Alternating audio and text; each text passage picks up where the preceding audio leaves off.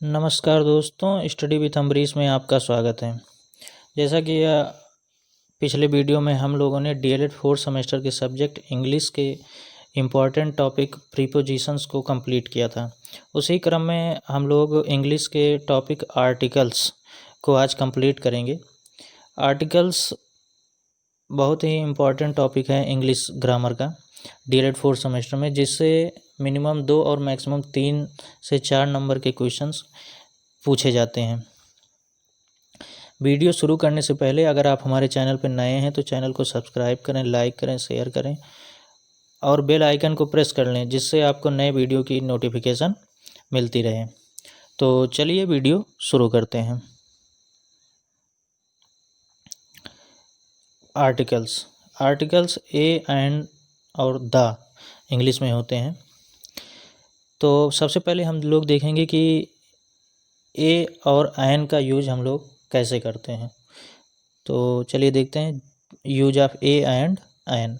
जो शब्द किसी व्यंजन की आवाज़ कॉन्सोनेंट साउंड से प्रारंभ होते हैं उसके पहले ए का प्रयोग होता है।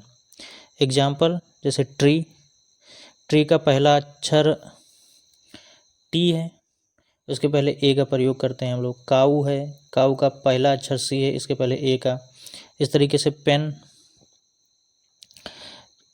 और दूसरा नियम है, जो शब्द किसी स्वर की आवाज़ वॉवेल साउंड से प्रारंभ होते हैं उनके पहले एन का प्रयोग होता है, जैसे egg, elephant, ink pot, umbrella. तो इसमें इंग्लिश में वॉवेल कौन कौन से होते हैं, स्वर कौन कौन से होते हैं? ए, ई, आई, ओ, यू, 5 स्वर होते हैं। उनके पहले हम एन का प्रयोग करते हैं। जैसे एग्जाम्पल में देखते हैं, दिस इज अ ट्री। तो ट्री है, ये कॉन्सोनेंट साउंड दे रहा है ट्री, तो उसके पहले हम ए का प्रयोग करेंगे। काऊ में भी कॉन्सोनेंट साउंड आ रहा है, इसलिए हम ए का प्रयोग करेंगे। लेकिन एग में वॉवेल साउंड आ रहा है और वॉवेल अक्षर भी है, ई डबल जी, एग, इसके पहले एन का प्रयोग करेंगे।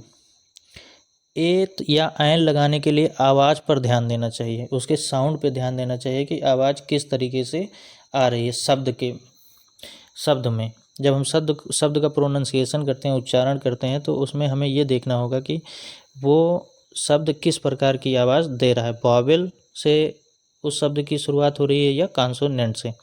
इस बात पर नहीं कि वह शब्द अक्षर से शुरू हो रहा है, हम इस बात पर ना ध्यान दें कि वो शब्द किस अक्षर से शुरू हो रहा है, वॉवेल अक्षर से या फिर कॉन्सोनेंट अक्षर से। जैसे हम लोग यहाँ देख रहे थे ट्री का पहला अक्षर टी है, तो हमें इस बात पे नहीं ध्यान देना है कि ट्री का पहला अक्षर टी है इसलिए हम ए लगाएंगे।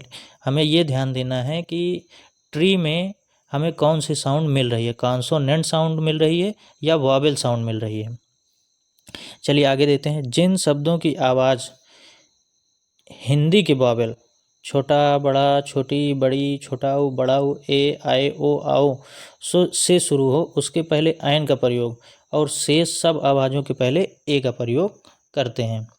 तो जैसे हम लोग देखते हैं, चलिए एग्जाम्पल से समझते हैं। जैसे एप्पल है, एप्पल ए से साउंड दे रहा है, आई से। जो हिंदी का वर्ड है, शब्द अक्षर है ए, उससे तो इसके पहले हम एन का प्रयोग करेंगे। An apple, an egg, an umbrella U से शुरू हो रहा है, लेकिन इसका जो साउंड निकलता है वो आ से निकलता है, इसलिए हम यहाँ पे एन का प्रयोग करेंगे। उसी तरह देखते हैं हम लोग कॉन्सोनेंट साउंड्स के, बुक, ये इसका बा आ रहा है, तो ये व्यंजन साउंड कॉन्सोनेंट साउंड दे रहा है, इसलिए इसके पहले ए का प्रयोग होगा। Bag, dog, month. चलिए अगले नियम पे चलते हैं। अगला नियम कहता है, पहले हम एग्जाम्पल को देखेंगे। He is an honest boy. जैसे देखिए यहाँ पे ऑनेस्ट शब्द का पहला अक्षर एच है, लेकिन इसके पहले एन का प्रयोग हुआ है। वो क्यों हुआ है? क्योंकि इसका उच्चारण हम लोग ऑनेस्ट करते हैं, आ से, स्वर वावेल साउंड आ रही है, इसलिए हम लोग इसके पहले एन का प्रयोग करते हैं। दूसरा एग्जाम्पल है, my brother is an MBBS।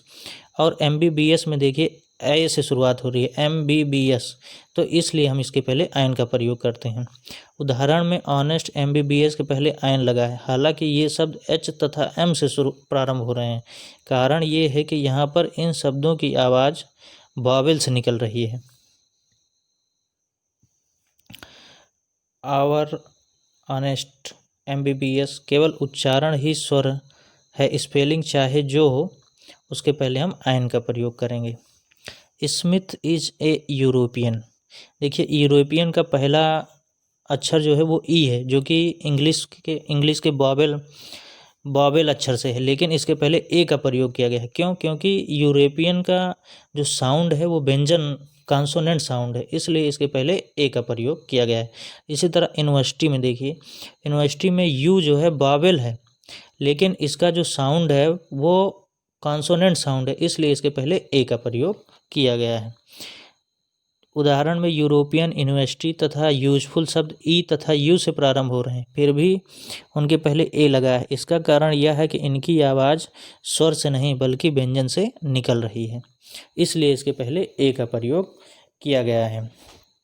अगर संक्षिप्त में देखें तो ए तथा आयन का प्रयोग हम कब करते हैं? ए का प्रयोग हम तब करते हैं जब कॉन्सोनेंट साउंड हमें वर्ड से मिलती है तब, और आयन का प्रयोग हम तब करते हैं जब शब्द से हमें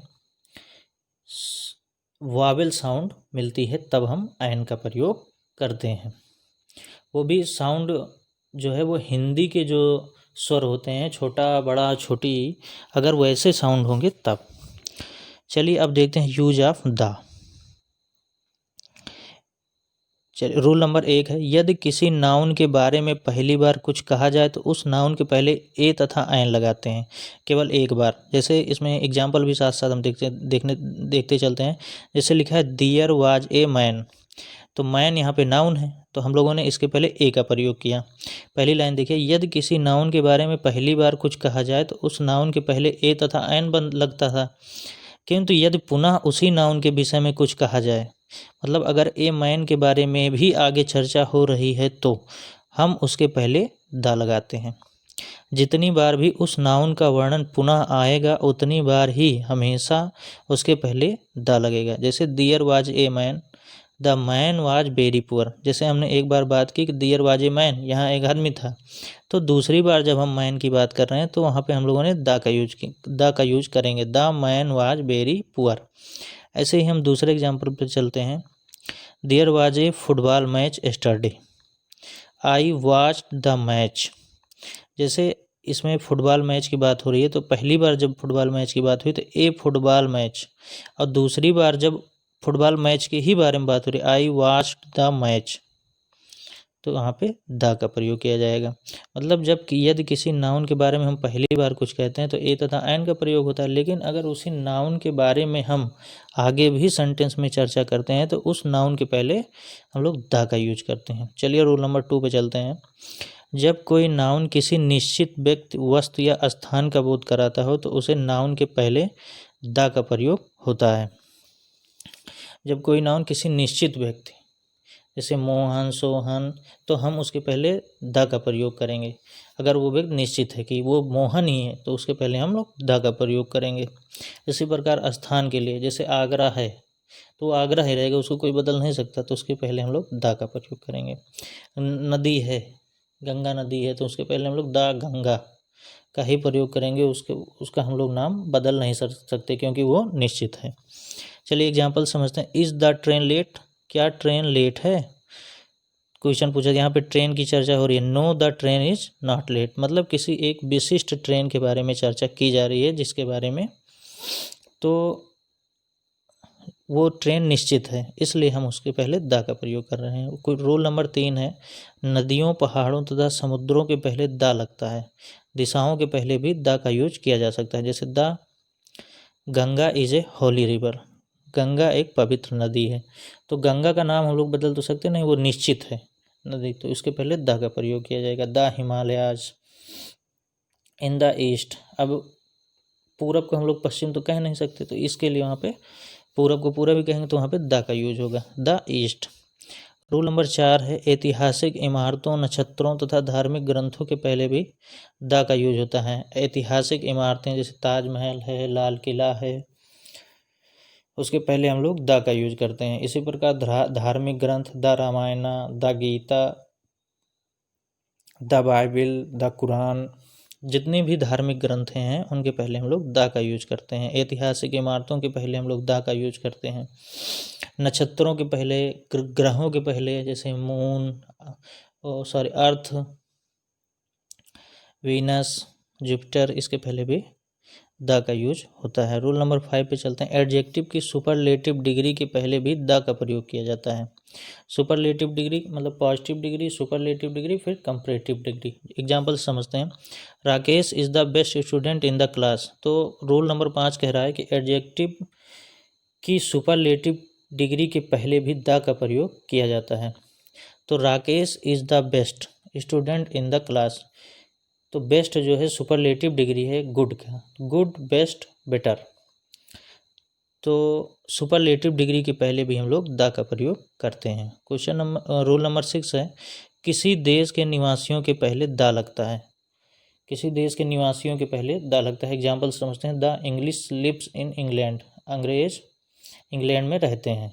तो द इंग्लिश के, अगर किसी भी भाषा के पहले हम द का प्रयोग कर देते हैं तो उसका मतलब ये हुआ कि हम लोग वहाँ के वासी के बारे में बात कर रहे हैं। जैसे जर्मन है तो द जर्मन कह दिए तो ये जर्मनी के जर्मन वासियों के बारे में बात कर रहे हैं। अगर केवल जर्मन कहेंगे तो वहाँ की भाषा के बारे में हम लोग बात कर रहे हैं। तो ये रूल नंबर 6 हो गया। तो ये यूज ऑफ ए, एन और द का यूज हो गया। इस वीडियो की PDF आपको हमारे Telegram channel study with Ambarish में मिल जाएगी। अगर आपको वीडियो अच्छा लगा हो तो लाइक करें, शेयर करें, सब्सक्राइब करें। धन्यवाद। जय हिंद, वंदे मातरम।